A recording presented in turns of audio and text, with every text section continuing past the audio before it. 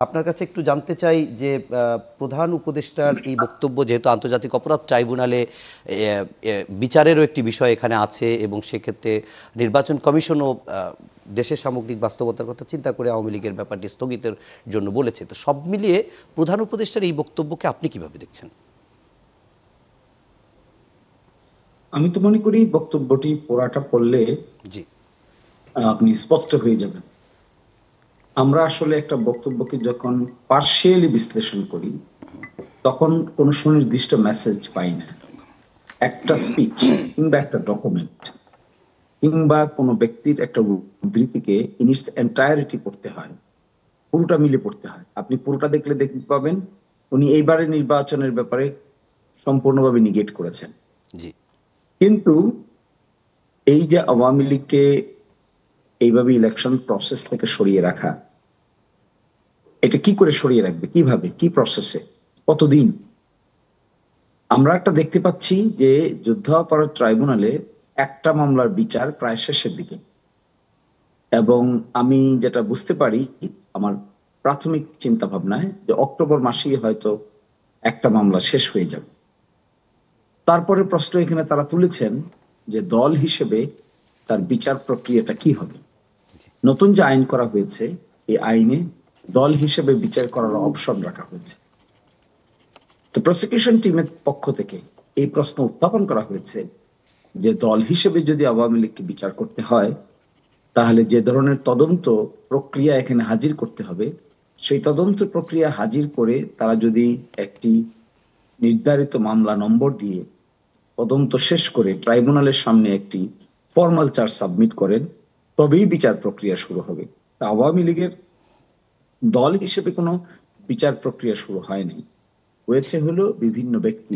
শিশির ভাই, একটু আপনার কাছে জানতে চাই এই একই সঙ্গে যে আওয়ামী লীগের দল হিসেবে তার বিচারের কোনো প্রক্রিয়া কি প্রথম যদি শেখ হাসিনার যেটি আমরা দেখলাম 25 দিনের সাক্ষ্য গ্রহণ শেষ হয়েছে, তো এর কোনো রায় যদি আসে তারপরে কি সেই উদ্যোগ নেওয়া হতে পারে বা এটি কিভাবে আসলে উদ্যোগ নিবে, প্রক্রিয়াটি কি? আন্তর্জাতিক অপরাধ ট্রাইব্যুনালে প্রক্রিয়া হলো একটি কমপ্লেইন হবে, জি কমপ্লেইন হলে একটি মিসকেস হবে, মিসকেস হয়ে যাওয়ার পরে একটি তদন্ত হবে, তদন্ত হওয়ার পরে একটি ফর্মাল চার্জ জমা পড়বে প্রসিকিউশনের কাছে। প্রসিকিউশন এটিকে তদন্ত রিপোর্টকে একটি ফর্মাল চার্জ আকারে কোর্টের সামনে হাজির করবে। কোর্ট প্রাথমিকভাবে বিচার বিশ্লেষণ করে এটিকে আমলে নিবে, যদি আমলে নেয় তবেই একটি আইসিটিবিডি কেস নাম্বার করবে, তখন থেকে ধরা হবে যে একটি মামলা শুরু হয়েছে।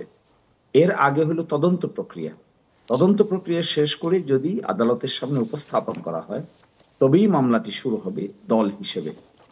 এরকম কোনো প্রক্রিয়া এখনো করা হয়নি আমাদের নলেজ অনুযায়ী। যেটি হয়েছে নর্মাল মামলা চলছে, এর মধ্যে একটি মামলা ম্যাচিউর হয়ে গেছে যেখানে আয়র সাক্ষী নেওয়া হচ্ছে। গতিতে যেটা বোঝা যাচ্ছে অক্টোবর মাসের ভিতরেই হয়তো একটি মামলার পরিপূর্ণ পরিণতি হতে পারে। বিচারে কি রায় হবে তা আমরা জানি না, কিন্তু বিচার প্রক্রিয়াটা শেষ হবে এটি বোঝা যাচ্ছে। ওকে, আমরা জি জি জি আপনি শেষ করেন। ফলে প্রধান উপদেষ্টা যে কথা বলেছেন, যে ইঙ্গিত দিয়েছেন, জি এই পুরোটা জিনিসকে একসাথে দেখলে বোঝা যায় এইবারে নির্বাচনের কথা এখানে আসেনি। আচ্ছা, কিন্তু ইতোমধ্যে ইলেকশন কমিশন নৌকা প্রতীক এবং তার রেজিস্ট্রেশন প্রক্রিয়াটাকে স্থগিত রেখেছেন। যদি রেজিস্ট্রেশন প্রক্রিয়া স্থগিত থাকে আর নৌকা প্রতীক স্থগিত থাকে তাহলে তো এখানে নির্বাচন প্রক্রিয়া থাকতে পারবেন না, যদি না সরকার এক্সিকিউটিভ অর্ডার বলে যে নিষেধ করেছেন কার্যক্রম সেগুলি উড্র না করে।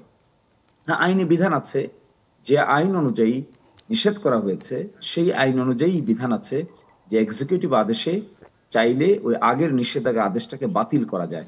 সেই ক্ষেত্রে রিভিউ প্যানেলের কাছে একটা দরখাস্ত করতে হবে।